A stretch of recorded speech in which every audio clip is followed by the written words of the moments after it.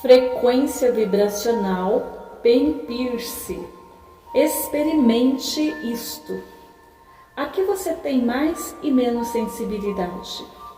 Conscientizar-se das seguintes categorias de experiências pode ajudá-lo a ser mais conscientemente sensível ao que você está sentindo.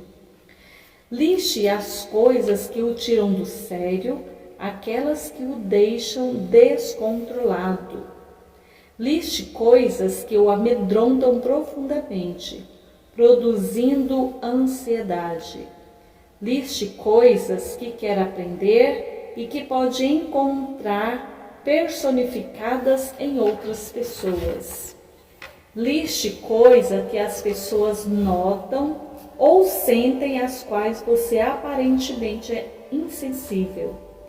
Liste maneiras pelas quais você associa seus 5 sentidos e sensações de prazer e beleza. Diga quanto tempo você leva para perceber as tensões, dores ou pequenos males do seu corpo. A que você é sensível no ambiente? Luz, umidade, cor, alimentos, feiura, temperatura, ruído, altitude, etc. Diga como você poderia perceber as informações não verbais do ambiente com mais antecedência. Quais de seus sentidos são os mais que predominam? Quais você gostaria de desenvolver mais? A vibração sutil dos sinais de verdade e ansiedade. Você é exatamente sensível à verdade e à mentira, à segurança e ao perigo. Quando uma informação é registrada em seu cérebro reptiliano, assume 2 formas, sim e não. Você reconhece essas pistas por meio de sensações instintivas de expansão ou contração, de energia que circula ou não circula. Devemos tomar cuidado para não descartar essas sensações como meras idiosincrasias do corpo. Elas constituem um sistema todo particular de discernimento de sensibilidade consciente. Quando consideramos uma ação ou opção como apropriada, segura, verdadeira e legítima, a energia que se faz sentir é expansiva. Talvez sintamos a energia aumentar, tornando-se ativa ou vital. Ou talvez sintamos calor, vertigem, entusiasmo e nervosismo. Essas reações são os sinais de verdade, que podem ser sentidos em várias partes do corpo. Algumas pessoas têm uma sensação de calor que se espalha pelo peito. Outras sentem a energia borbulhar da parte inferior do diafragma para o peito, a garganta e os olhos, que podem encher-se de lágrimas. Outras tantas sentem o sangue correr para o pescoço e o rosto, fazendo-as corar, ou a energia subir pela coluna ou descer pelos braços, dando-lhes arrepios elétricos. E outras ainda relatam estalos e sons ocos, como se alguma coisa se alinhasse e voltasse ao seu devido lugar. Quando consideramos uma ação ou opção como insegura, imprópria, falsa e injusta, recebemos um sinal de ansiedade.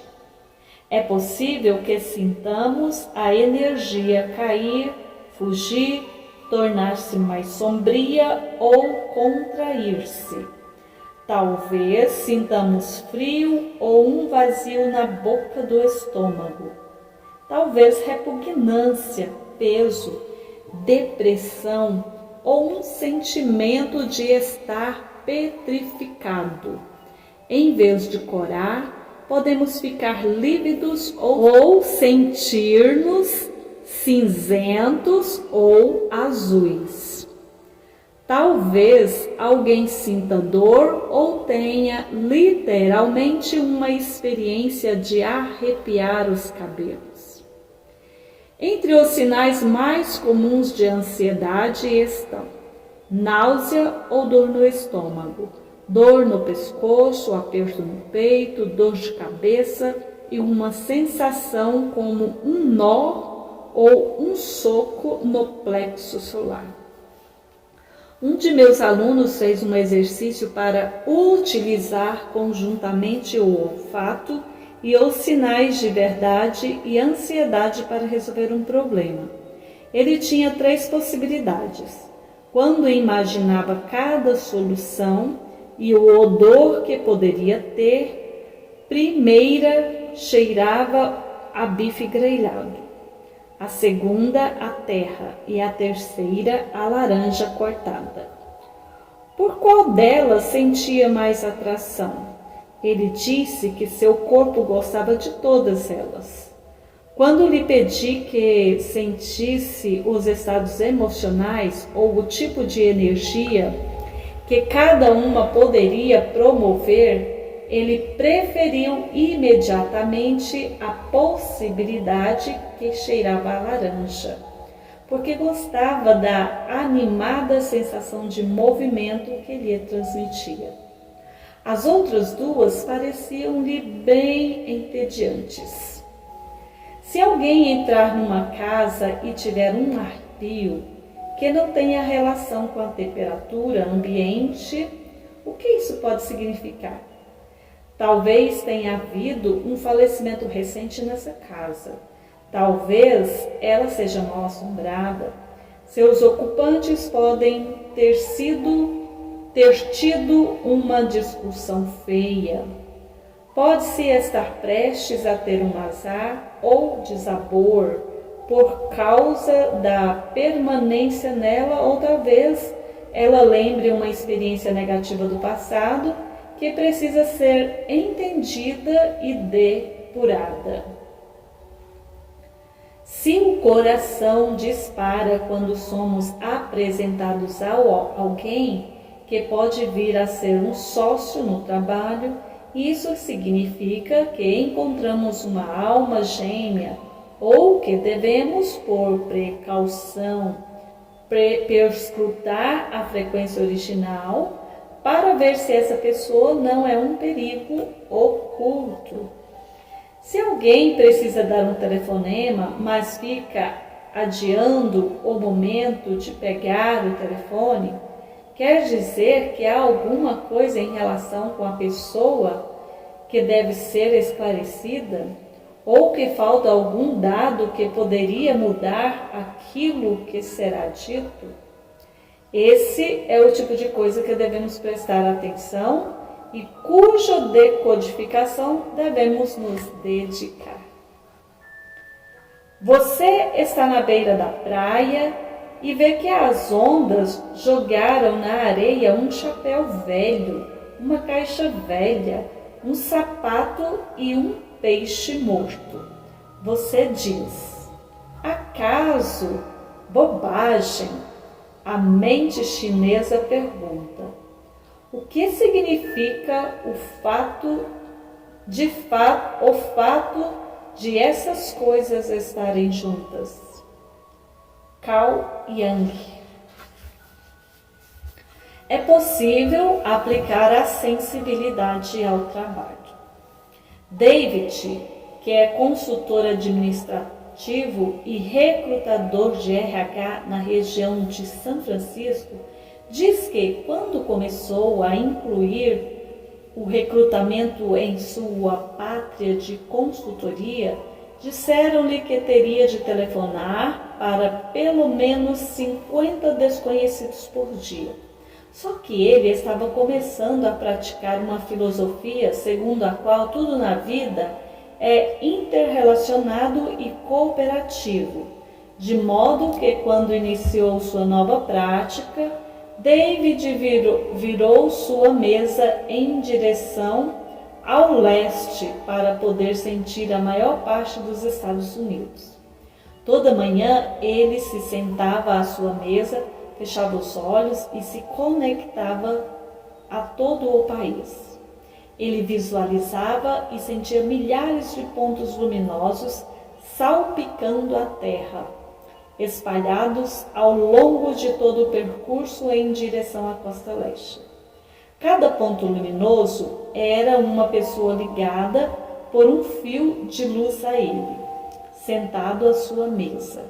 Em seguida, ele revia as listagens de empregos para sentir quais os tipos de pessoas que precisava. Então, alegremente enviava os pedidos pelas linhas de luz, como se estivesse fazendo soar uma sineta para convidar as pessoas a virem. Ele via que certos pontos luminosos iam inchando e ficando maiores. Aí abandonava a imagem e, satisfeito, voltava-se para sua lista de chamadas a fazer. O nome que primeiro saltasse da página para seu campo de visão era o que ele chamava. Em pouco tempo, David estava tendo um sucesso fenomenal. Os colegas não entendiam por que ele tinha tanta sorte. Em vez de 50 telefonemas por dia, ele fazia 10. Só que eram os 10 telefonemas certos. A maioria dos cargos preenchidos por ele se compunha de gente que ligava do nada ou de sugestões. Seus clientes gostavam de sua naturalidade e da facilidade com que as coisas aconteciam quando ele estava envolvido. Vários dentre meus clientes que são seus e empresários bem-sucedidos contam histórias semelhantes de utilização de métodos heterodoxos baseados na sensibilidade. Peter, que chegara a um alto cargo na administração de uma firma de investimentos, disse-me que, quando assumiu um departamento enorme, ganhou uma sala toda de vidro, na qual não conseguia ficar. Ela o isolava dos outros, e a única maneira que ele tinha de saber que estratégias criar e implementar era andando e falando com pessoas. Muitas vezes, ele só conversava sobre as famílias ou os planos que as pessoas tinham para as férias. Ele percebeu que o seu corpo captava informações que não eram verbalizadas. Esse conhecimento se infundia numa visão geral, e quando voltava para sua cela, os planos surgiam sem esforço. Ele se sentia à vontade em seu papel, contando que pudesse passear. O corpo é um barômetro do que está acontecendo ao redor. Já perdi a conta do número de vezes em que isso aconteceu. Sintonizo meu corpo para ver o que estou vivenciando, tentando recapturar um movimento de consciência e energia para poder escrever a respeito em minha circular ou contar numa aula. Posso estar sentindo frustração e pânico ou ondas de alívio inexplicável. Posso perceber que avancei para um novo nível de percepção. Quando falo dessas percepções, recebo um monte de respostas. Muito mais do que a estatística provavelmente preveria, dizendo: a mesma coisa aconteceu comigo. Uma empresária que conheço entrou nos escritórios de uma firma um dia, sentou à sua mesa e sentiu que alguma coisa vaga a incomodava. Ela permaneceu com a sensação algum tempo e deixou-a aflorar. O que lhe veio não era uma boa notícia, mas foi útil. Ela percebeu que seus funcionários estavam entediados. Que horror! Ela havia criado uma empresa e condições de trabalho que não motivavam as pessoas a dar o melhor de si. O que poderia fazer? Ela continuou mais um pouco com a sensação e teve outra revelação. Ela mesma estava entediada. As repercussões dessa constatação a deixaram impressionada. Era incrível que ela, sua empresa e seus empregados estivessem tão estreitamente ligados que uma mudança em sua atitude afetasse, como uma onda, todo o local. Em momentos assim nos perguntamos: o que veio primeiro, o ovo ou a galinha? Será que no nível vibracional telepático seu tédio contagiava os empregados ou estes estavam irradiando uma energia que a afetava? Ou será que todo o sistema estava reagindo ao mesmo tempo a mudanças de energia do ambiente? A resposta é D. Todas as alternativas acima. Cuide de seu corpo com fidelidade constante. A alma só tem esses olhos para ver, e se eles estiverem embaraçados, todo mundo se abnubilará. Johann Wolfgang van Goethe. Filipe foi casado há algum tempo com uma mulher que tinha um problema com a raiva e costumava descarregar nele pelos motivos mais bobos. No início do relacionamento, os ataques de fúria dela o pegavam de surpresa e ele sentia o peito e o plexo solar se contraírem de repente, como se tivesse recebido um golpe de verdade. Ele tentava deixar passear, esperar que a tempestade amainasse e não pagar na mesma moeda. Mas seu corpo não conseguia reagir sem dor.